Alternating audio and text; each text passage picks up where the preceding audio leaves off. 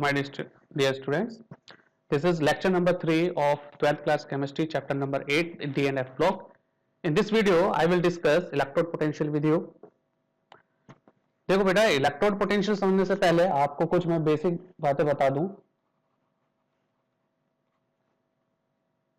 किसी भी एलिमेंट का इलेक्ट्रोड पोटेंशियल जितना ज्यादा कम होगा, जितना ज्यादा लेस होगा, तो वो एलिमेंट उतना ही अच्छा रिड्यूसिंग एजेंट होगा. ठीक है. रिड्यूसिंग एजेंट का क्या मतलब है? रिड्यूसिंग एजेंट का मतलब है कि वो दूसरे एलिमेंट्स को, दूसरे सब्सटेंस को रिड्यूस करेगा.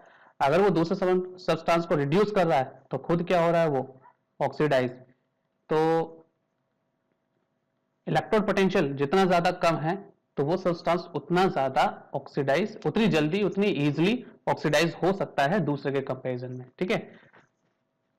इसी तरीके से इलेक्ट्रोड पोटेंशियल जितना ज्यादा होगा, मोर इलेक्ट्रोड पोटेंशियल, तो सब्सटेंस या वो एलिमेंट उतना अच्छा ऑक्सीडाइजिंग एजेंट होगा. ठीक है. ऑक्सीडाइजिंग एजेंट क्या करते हैं? ये खुद रिड्यूस होंगे, यानी वो सब्सटेंस जिसका इलेक्ट्रोड पोटेंशियल ज्यादा है इन कंपैरिजन टू अदर, तो वो इजीली रिड्यूस हो सकता है और उतना बेटर ऑक्सीडाइजिंग एजेंट होगा. ठीक है. पहली बात तो ये हो गया, फर्स्ट पॉइंट. इसका एक एग्जांपल दे देता हूं. Lithium is the most reducing in nature. ठीक है. ये सबसे अच्छा रिड्यूसिंग एजेंट होता है लिथियम, तो इसलिए इसका इलेक्ट्रोड पोटेंशियल भी बहुत कम होता है. सबसे कम इलेक्ट्रोड पोटेंशियल इसका ही है, -3.17 आई थिंक. ठीक है. 17 होता है. और वहीं दूसरी तरफ फ्लोरीन, ये अच्छा ऑक्सीडाइजिंग एजेंट है, तो इसका पॉजिटिव में इलेक्ट्रोड पोटेंशियल होता है. सबसे ज्यादा इलेक्ट्रोड पोटेंशियल इसी का ही होता है. अब इलेक्ट्रोड पोटेंशियल किन किन चीजों पर डिपेंड करता है? इलेक्ट्रोड पोटेंशियल सॉल्यूशन में कंसंट्रेशन पर डिपेंड करता है, टेम्परेचर पर डिपेंड करता है, बट मैं वो सब चीजें यहाँ नहीं डिस्कस करने वाला हूँ. मैं यहाँ पर ऐसे फैक्टर्स बताने वाला हूँ जो सिर्फ चैप्टर 8 में इलेक्ट्रोड पोटेंशियल के टॉपिक को समझने के लिए जरूरी है. तो इलेक्ट्रोड पोटेंशियल बेसिकली तीन चीजों पर डिपेंड करेगा. आयनाइजेशन एंथैल्पी, दूसरा sublimation energy of the element, sublimation energy या एंथैल्पी कह सकते हैं, एक ही बात है. और तीसरा चीज है hydration enthalpy. Okay. Hydration enthalpy.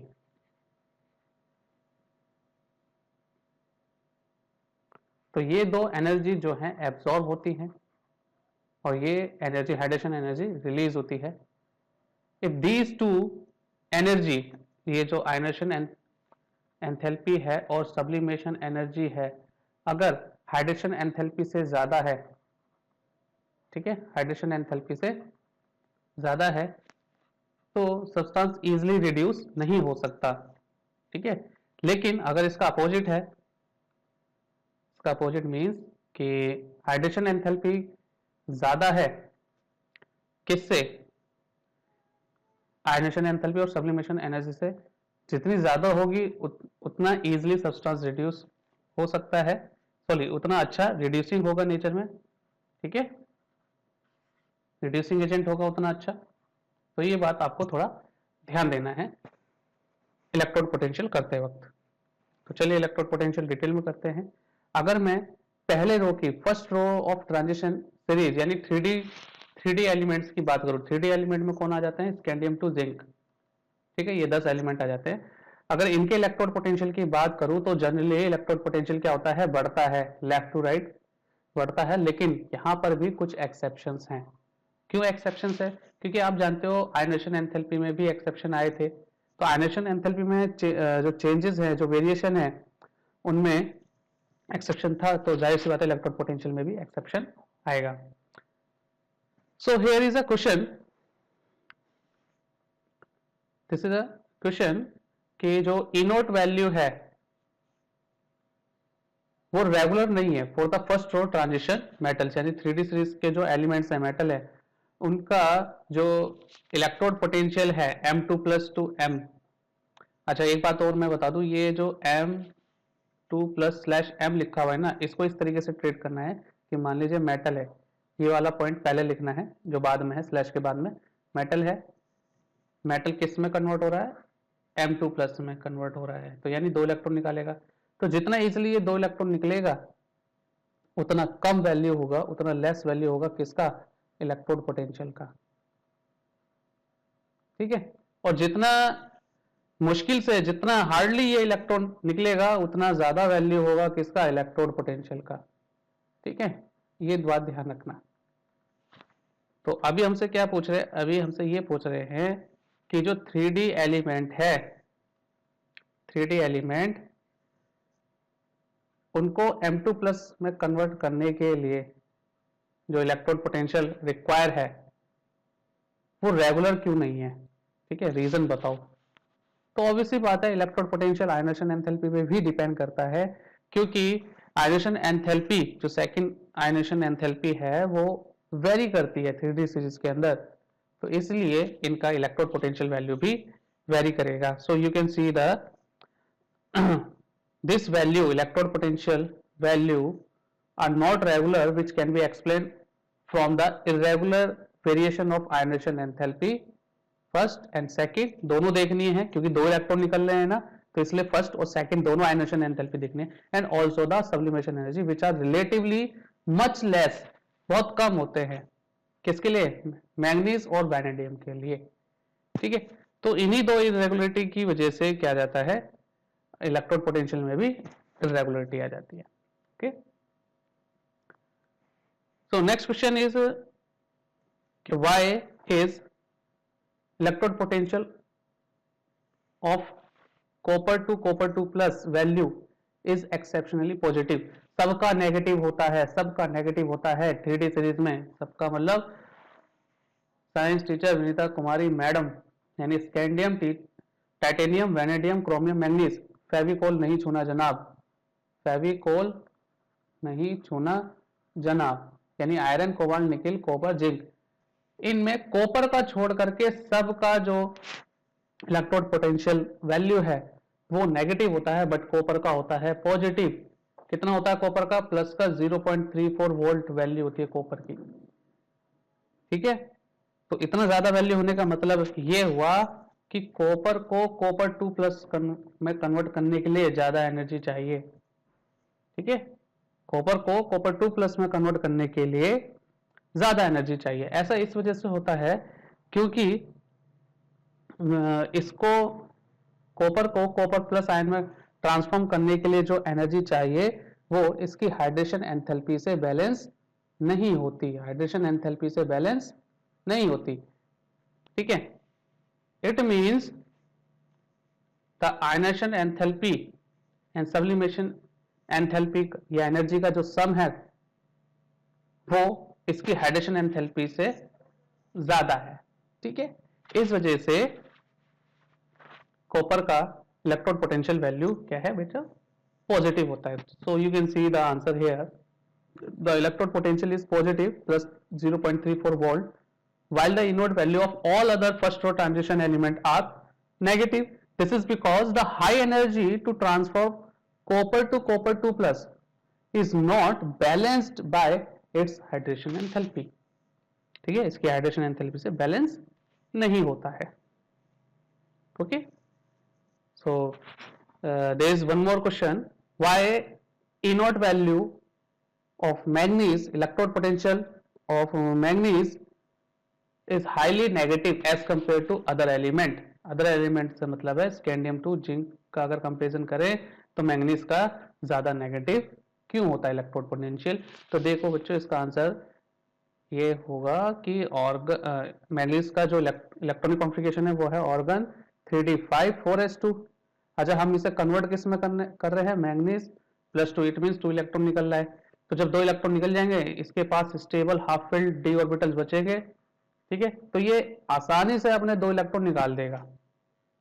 ठीक है, आसानी से अपने 2 इलेक्ट्रॉन निकाल देगा, यानी आसानी से ऑक्सीडाइज हो रहा है। It means it is good reduce, it will be a good reducing agent.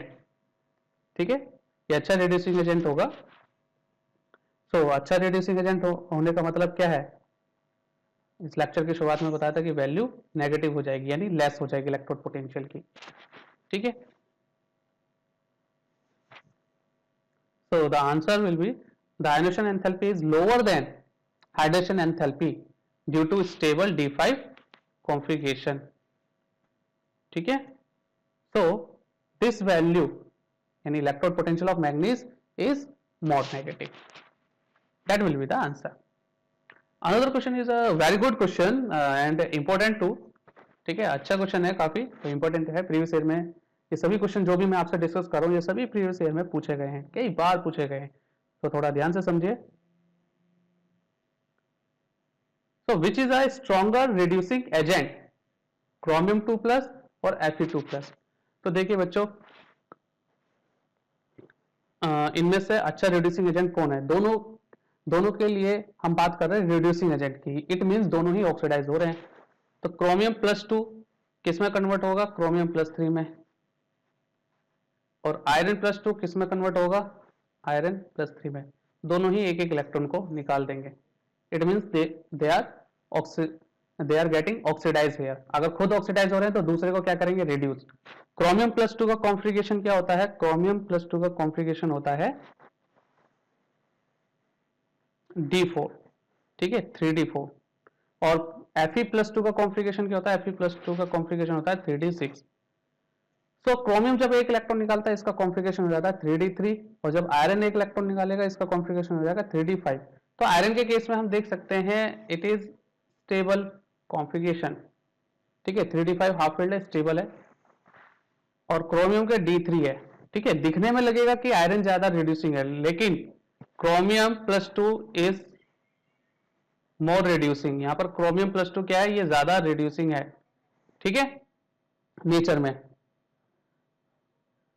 क्यों है? क्योंकि जब D3 कॉन्फ़िगरेशन होती है, आप चैप्टर 9 में पढ़ेंगे कि डी ऑर्बिटल दो पार्ट में डिवाइड हो जाते हैं, Eg में 2 लेवल आ जाते हैं और T2G एक लेवल होता है जो कि लोअर होता है एनर्जी में, इसमें 3 ऑर्बिटल आ जाते हैं। तो ये तीनों ऑर्बिटल T2G में हाफ फिल्ड हो जाते हैं, हाफ फिल्ड, ठीक है। इट मींस ये भी स्टेबल कॉन्फ़िगरेशन है। और क्योंकि आयन जो है वो एक्वस फॉर्म में एग्जिस्ट करेंगे, तो इसलिए अगर मैं वाटर मीडियम की बात करूं तो वाटर मीडियम में ये कॉन्फ़िगरेशन ज्यादा, यानी D3 कॉन्फ़िगरेशन, क्रोमियम +3 की कॉन्फ़िगरेशन ज्यादा stable in comparison to D5। Okay, so here is the answer. Chromium 2+ is stronger reducing agent than Fe+2। Why? Chromium +2 जब क्रोमियम +3 में कन्वर्ट होता है तो D4 से D3 कॉन्फ़िगरेशन ओकर होती है, और जब आयरन Fe+2 से Fe+3 में कन्वर्ट होता है तो D6 से D5 कॉन्फ़िगरेशन हो जाती है। In medium like water D3 is more stable as compare to D5। क्यों है D3 स्टेबल? क्योंकि T2G3 ये एग्जैक्टली हाफ फील्ड कॉन्फ़िगरेशन हो जाता है, ठीक है। अब ये T2G EG समझने के लिए आपको क्रिस्टल फील्ड थ्योरी पढ़नी पड़ेगी चैप्टर 9 में, ठीक है, वहां से रिलेटेड ये टॉपिक है। अनदर क्वेश्चन वेरी इंपॉर्टेंट, कि एक्सप्लेन कीजिए copper plus ion is not stable in aqueous solution. Very good question, कि जब भी आप कोई भी कॉपर प्लस का सब्सटेंस वाटर में डिसॉल्व करते हैं तो ये अपने आप ही किस में कन्वर्ट हो जाता है? कॉपर +2 में कन्वर्ट हो जाता है, okay, by removing one more electron. तो ऐसा क्यों होता है? क्योंकि कॉपर +2 की हाइड्रेशन एंथैल्पी ज्यादा होती है, किसके कंपैरिजन में? कॉपर प्लस के कंपैरिजन में, ठीक है। कॉपर +2 की हाइड्रेशन एंथैल्पी ज्यादा होती है कॉपर +1 के कंपैरिजन में। So hydration enthalpy is compensated by ionization enthalpy of copper plus. तो ये होगा इसका answer. That's why copper plus जो है एक्वस मीडियम में किस में कन्वर्ट हो जाता है? कॉपर +2 में कन्वर्ट हो जाता है। ओके स्टूडेंट,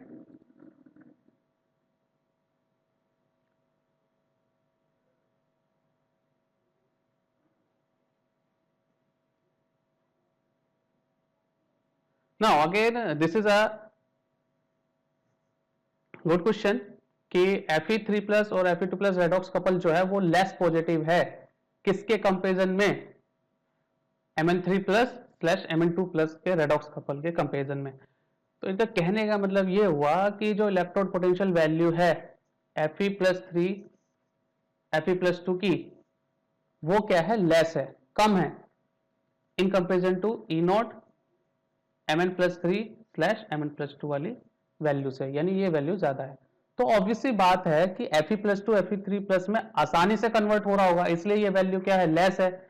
और Mn+2 Mn+3 में आसानी से कन्वर्ट नहीं होता, इसलिए इसकी वैल्यू क्या है, मोर है। अब बात आती है कि आखिर Mn+2 Mn+3 में कन्वर्ट क्यों नहीं हो रहा आसानी से, मतलब हो तो जाएगा बट इजिली क्यों नहीं कन्वर्ट हो रहा। तो देखिए भाई Mn+2 की जो कॉन्फ़िगरेशन होती है वो होती है D3D5।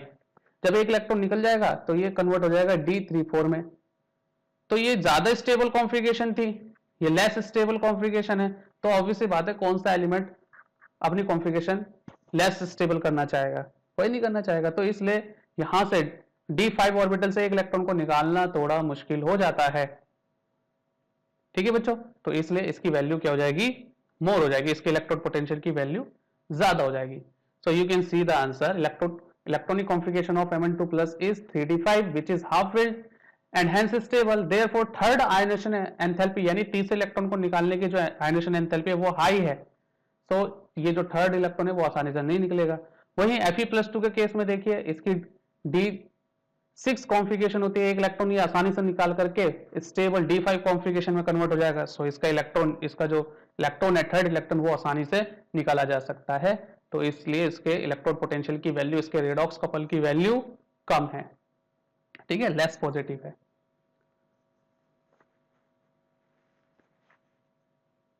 नेक्स्ट क्वेश्चन कि कोबाल्ट+2 के जो कंपाउंड है वो एक्वस सॉल्यूशन में स्टेबल है। जो कोबाल्ट 2+ आयन है वो एक्वस सॉल्यूशन में स्टेबल होता है, लेकिन कॉम्प्लेक्सिंग एजेंट के प्रेजेंस में ये आसानी से ऑक्सीडाइज हो जाता है। वाई, यानी अगर कॉम्प्लेक्सिंग एजेंट है तो कॉपर+2 कॉपर+3 में बहुत आसानी से ऑक्सीडाइज हो जाएगा। इसका रीजन बताइए। तो रीजन ये है बेटा कि कॉपर+2 का जो कॉन्फ़िगरेशन है वो होता है D6 का मतलब ये हुआ कि T2G में सारे इलेक्ट्रॉन आ जाते हैं। सॉरी, कॉपर+3 का कॉन्फ़िगरेशन D6 होता है, तो T2G जो D लेवल दो पार्ट में डिवाइड होते हैं, EG और T2G, ठीक है। तो 3 ऑर्बिटल है, 6 इलेक्ट्रॉन तीनों में आ गए, ये फुली फिल्ड हो गया। वहीं कॉपर+2 की बात करूं तो D7 कॉन्फ़िगरेशन है, D7 कॉन्फ़िगरेशन है, और D7 कॉन्फ़िगरेशन में T2G6 और EG लेवल में एक इलेक्ट्रॉन चला जाता है, यानी ये लेवल तो फुली फिल्ड है ही, साथ में इसमें चला जाता है। बट अगर मैं ज्यादा स्टेबिलिटी की बात करूं तो T2G configuration is more stable, ये ज्यादा स्टेबल है। तो इसीलिए कॉम्प्लेक्सिंग एजेंट के प्रेजेंस में, यानी लिगेंड के प्रेजेंस में कॉपर+2 कॉपर+3 में आसानी से कन्वर्ट हो जाता है। That is the answer. So you can see the answer. The tendency to form complexes is high for copper 3 as compared to copper 2. Why? Because the crystal field stabilization energy of copper 3 with configuration D6 configuration is higher than for copper+2 which have a D7 configuration or D7 arrangement. यानी इसकी crystal field splitting energy ज्यादा है कॉपर+3 की, तो इसलिए complexes जो है वो कॉपर+3 के साथ अटैच होना ज्यादा पसंद करते हैं। ठीक है बेटा, here is a question with the same d orbital configuration chromium ion is reducing, why Mn+3 is oxidizing। Question का मतलब ये हुआ कि भाई क्रोमियम+2 का भी कॉन्फ़िगरेशन D4 है और Mn+3 का भी कॉन्फ़िगरेशन जो है D4 है, लेकिन क्रोमियम क्या है, ये रिड्यूसिंग है नेचर में, ठीक है, इट इज रिड्यूसिंग, और Mn+3 क्या है, ये ऑक्सीडाइजिंग है नेचर में। वाई, बताइए ऐसा क्यों है। ठीक है, समझ में आया क्वेश्चन क्या पूछना चाह रहे हैं। तो देखिए बेटा, क्रोमियम+2 का कॉन्फ़िगरेशन होता है D4 और Mn+3 का भी कॉन्फ़िगरेशन है D4। अच्छा, क्रोमियम इसलिए रिड्यूसिंग है क्योंकि ये एक इलेक्ट्रॉन निकाल करके खुद ऑक्सीडाइज होगा तो दूसरे को रिड्यूस करेगा, that's why it is reducing agent. तो ये D3 कॉन्फ़िगरेशन में चला जाएगा। D3 कॉन्फ़िगरेशन का मतलब है भाई T2G में 3 इलेक्ट्रॉन आ जाएंगे विच इज हाफ फील्ड, ये इस तरीके से स्टेबल बन जाएगा। ठीक है, हाफ फील्ड हो गए तो स्टेबल हो जाएगा। वहीं Mn+3 ये ऑक्सीडाइजिंग है नेचर में, ऑक्सीडाइजिंग का मतलब खुद को ये क्या कर लेगा, रिड्यूस कर लेगा, ठीक है। तो Mn+2 कॉन्फ़िगरेशन हो जाएगी, इसके पास एक इलेक्ट्रॉन आ गया D5, ये D5 में ज्यादा स्टेबल है, तो यहां पर d ऑर्बिटल, सारे d ऑर्बिटल क्या है, हाफ फिल्ड हो गए, तो ये इस तरीके से स्टेबल बन जाता है, इस तरीके से स्टेबल बना लेगा अपने आप को, कि बेटा, तो ये रीजन होगा भाई। So you can see the answer, Chromium+2 ion can lose one electron to form Chromium+3 which has a stable D3 configuration, वही D3 कौन सी, T2G3 वाली, hence it is reducing, while Mn+3 ion changes to Mn+2 result in half filled D5 configuration। तो बच्चों सबकी configuration अच्छे से कर लो, यहाँ पर सब कॉन्फ़िगरेशन पे बेस्ड क्वेश्चन है, ठीक है। So it is last question of this video।